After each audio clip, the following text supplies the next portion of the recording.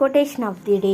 ఈరోజు కొటేషన్ ఏంటి అంటే, దేశమంతా దేవికి పూజలు. అంటే ఎదుటివారి మనసుకు ఆహ్లాదం కలిగించేలా మాట్లాడటం, హితంగా మితంగా సంభాషించడం వాగ్దేవి ఆరాధనతో సమానం అన్నారు ఆధ్యాత్మికవేత్తలు.